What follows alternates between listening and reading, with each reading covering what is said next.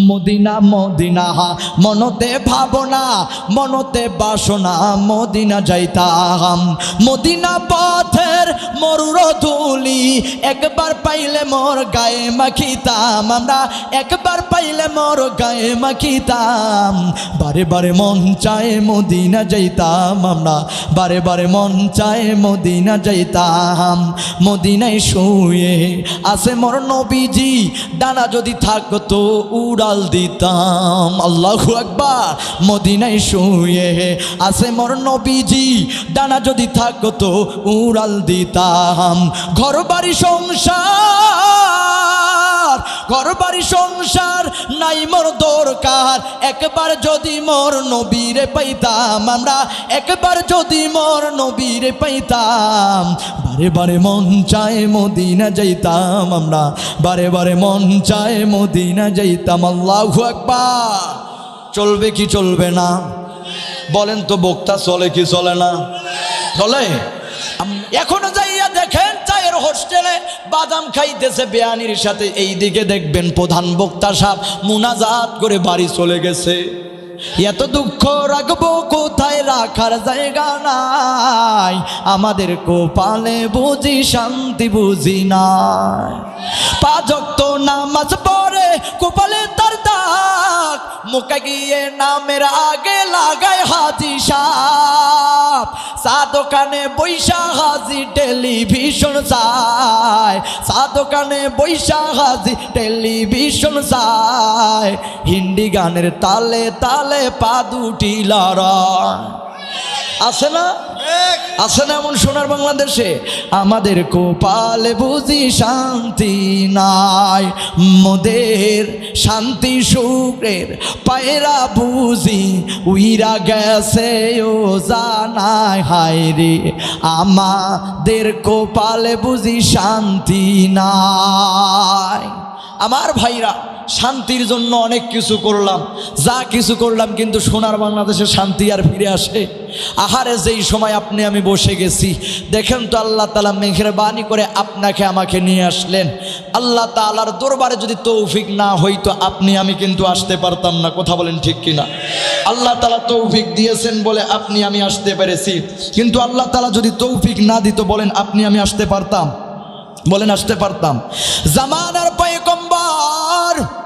হযরত মূসা আলাইহিস সালাম আল্লাহ তাআলার সাথে এমনি করে বেশি কথা বলে সব সময় বেশি বেশি কথা বলে আল্লাহ তাআলা যদি জিগায় রে মূসা ও মূসা বলো তো লাঠিটা দ্বারা তুমি কি করবা মূসা ডাক দেয়া বলে এই লাঠিটা দ্বারা আমি পাতা পারি অনেক কিছু করি ছাগল মাঠের মধ্যে চড়াই আল্লাহ তাআলা শুধুমাত্র একটা জবাব চায় জামানার পয়গম্বর হযরত মূসা একসাথে কয়েকটা জবাব দেয়া দেয় আল্লাহ তাআলা একদিন জিগাইলেন ও মূসা রে বলো তো তোমার নামটা কি মূসা সুন্দর করে বলে আমার নাম মূসা কালিমুল্লাহ আমি হইলাম আল্লাহ তাআলার বন্ধু আমি হইলাম এই জামানার পয়গম্বর মূসা আল্লাহ তাআলা আবার জিগায় মূসা বলো তোমার নামটা কি মূসা দ্বিতীয়বার বলে আমি হইলাম জামানার পয়গম্বর মূসা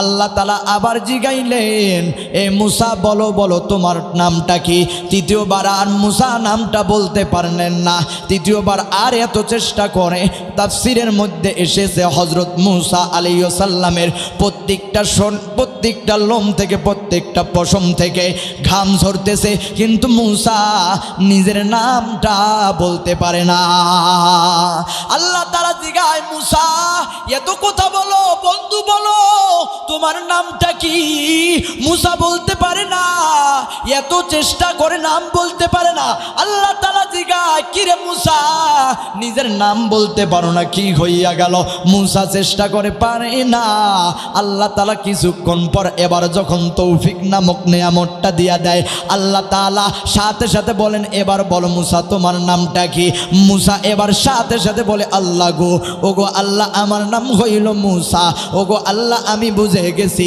আপনার তৌফিক ছাড়া কোনো কিছু হয় না, আপনার তৌফিক ছাড়া কোনো কিছুই হয় না। ভাইরা আমার, কেন বললাম এই জায়গার মধ্যে আসছি, অনেক মানুষ আসছে তবে বসতে পারে নাই, কথা বলেন ঠিক কিনা? এখনো যাইয়া দেখেন চায়ের হোস্টেলে বাদাম খাইতেছে বেয়ানির সাথে, এই দিকে দেখবেন প্রধান বক্তা সাহেব মুনাজাত করে বাড়ি চলে গেছে, কথা বলেন ঠিক কিনা?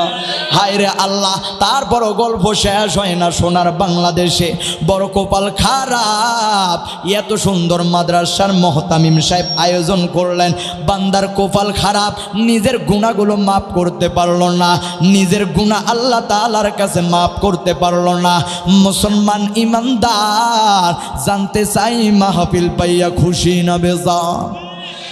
আরো জোরে বলেন খুশি না বেজার? এবার আরো চিৎকার মাইরা কোন তো আলহামদুলিল্লাহ, আরো একটা আবার বলেন তো আলহামদুলিল্লাহ। এবং সেই বিশ্ব নবীর প্রতি সংক্ষিপ্ত আকারে দরুদ প্রেরণ করি, সকলে বলি সাল্লাল্লাহু আলাইহি ওয়াসাল্লাম। সেই নবীর ভালোবাসা অন্তরে আছে তো? আছে। একটু আমার সাথে নবীর শানে গান গাওয়া যাবে কিনা?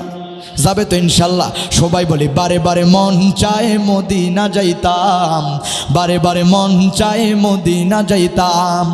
মদিনা কত দূর কি সকাল কি দুপুর, মদিনা কত দূর কি সকাল কি দুপুর, ভাবিয়া দিন যেন যায় কি যে করিতাম, হয় রে ভাবিয়া দিন যেন যায় কি যে করিতাম। বারে বারে মন চায়, বারে বারে মন চায় মদিনায় যাইতাম আমরা, বারে বারে মন চায় মদিনা যাইতাম। মারহাবা হবে না? মদিনা মদিনা মনতে ভাবনা, মনতে বাসনা, মদিনা যাইতাম। মদিনা যাইতে মন চাইতো আব্বা জান। আল্লাহ তাআলা আমাদের সকলকে মদিনায় নিয়ে যাক, সকলে বলে আল্লাহুম্মা। মদিনা মদিনা মনতে ভাবনা, মনতে বাসনা, মদিনা যাইতাম।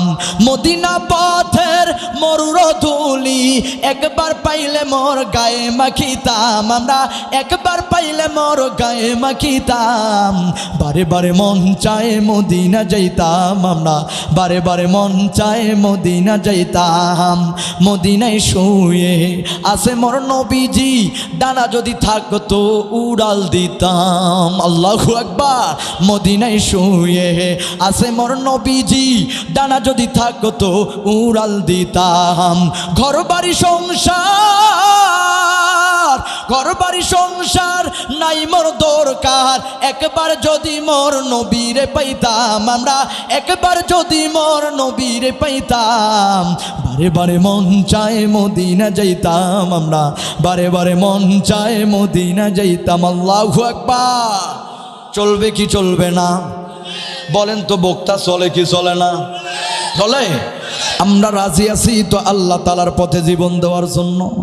ভাইরা আমার, সোনার বাংলাদেশে নাস্তিক বেঈমানদের দিন শেষ, আর রামবামের কথা শোনা হবে না। এখন এই সোনার বাংলাদেশে ফাঁকা ময়দানে আল্লাহ তাআলার কোরআনের কথা চলবে। যদি নতুন করে কেউ আবার বাধা সৃষ্টি করে, আবারও কেউ কোরআনের মাহফিলে 144 যদি জারি করে, আরও যদি 144 ধারা জারি করে, বলেন তো ওই বেটার চামড়া থাকবে নাকি? আরো জোরে বলেন থাকবে নাকি? না না, সোনার বাংলাদেশ স্বাধীন হয়ে গেছে। এই সোনার বাংলাদেশে আর মানুষ আউল বাউল শিল্পীদের গান শুনতে চায় না, আর ঢোল তবলার গান শুনতে চায় না। এখনকার সোনার বাংলাদেশের সন্তানেরা, এখনকার যুবকেরা আর কনসার্ট করে না। এখনকার যুবকেরা এখন কোরআনের মাহফিল করে, চিল্লায় এখন ঠিক কিনা? এখনকার এই সোনার বাংলাদেশে নতুন করে সূর্য উদিত হয়েছে। সেই সূর্যটা হইল কোরআনের একটা সূর্য। এখনকার মানুষ দিন দিন কোরআনের দিকে ধাবিত হচ্ছে। আমার ভাইরা আমার, যেই কথাটা বলতে চাচ্ছি, এই সোনার বাংলাদেশে যদি নতুন করে কেউ স্টেজে বাধা দেয়, আমরা বলি বাধা দেওয়ার আগে ওকে লাথি মেরে স্টেজ থেকে ফেলে দেওয়া হবে। এই কথা বলেন ঠিক কিনা? এখনকার মানুষ আর এই সোনার বাংলাদেশে কোন নাস্তিক বেঈমানদের আইন নিয়ে চলতে চায় না। এখনকার সোনার বাংলাদেশের মানুষেরা একমাত্র ভয় পায়, বলেন তো কাকে? আরো জোরে বলেন কাকে? আল্লাহ তাআলা বলে দিলেন, লা তাহজান ইন্নাল্লাহা মাআনা, তোমাদের কোনো ভয় নাই, আমি আছি ইমানদারদের সাথে। বলেন তো, যদি আমাদের সাথে আল্লাহ তাআলা থাকে, বলেন আমাদের কোনো ভয় আছে নাকি? আমরা ভয় পাইতেছি নাকি? চলবে সব কথা চলবে। যদি কেউ বলে যে হুজুর এগুলো কথা চলবে না, ওকে সাথে সাথে জুতা পিটাই এখান থেকে বিদায় করতে হবে। কথা বলেন ঠিক কিনা?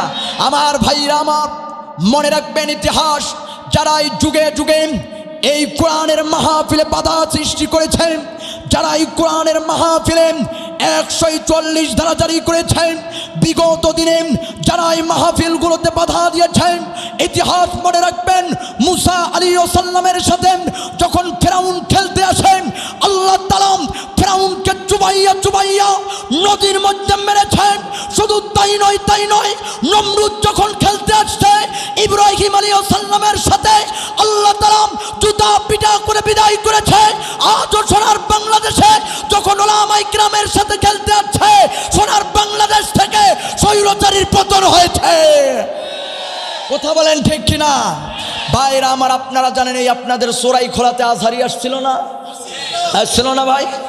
ডক্টর মিজানুর রহমান আসছিল, ডক্টর মিজানুর রহমান আজহারি আসছিল। আমার ভাইরা, আমরা বলতে চাই, যত ওলামায়ে কেরাম ইন্ডিয়া থেকে, শুধু তাই নয়, যত ওলামায়ে কেরাম সারা পৃথিবী থেকে ডক্টর জাকির নায়ক আসতে চাইতেছিল, কিন্তু বাংলার মানুষের কিছু নাস্তিক মার্কা আসতে দেয় নাই। আমার ভাইরা আমার, এই ময়দানগুলোতে যেহেতু আপনাদের এই চোরাই খোলাতে ডক্টর মিজানুর রহমান আসছিল, আমরা বলতে চাই, এখন সোনার বাংলাদেশে যত ওলামায়ে কেরাম আমাদের এই দিকে আসবে, যদি কেউ বাধা দেয় তাকে লাথি মেরে ফেলে দিতে হবে। আমার ভাইরা আমার, শুধু তাই নয়, এই সোনার বাংলাদেশে যদি কেউ আমার আল্লাহ তাআলাকে গালি দেয়, বলেন তার ছাড় আছে নাকি?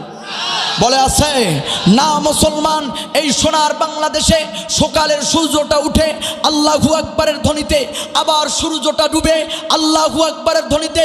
ওতে বোঝা যায় এদেশে আজান থাকবে, ইসলাম থাকবে, মুসলমান থাকবে, তবে গুটি কয়েক নাস্তিকেরা ইন্ডিয়ায় পালাতে হবে। কথা বলেন ঠিক কিনা? কথা বলেন ঠিক কিনা?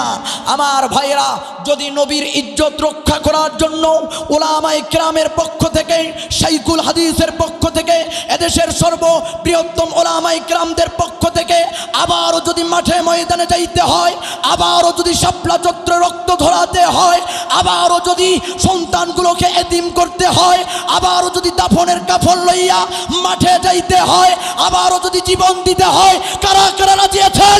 দুইটা হাত তুলে তাকবীর দিয়ে দেখে দেন।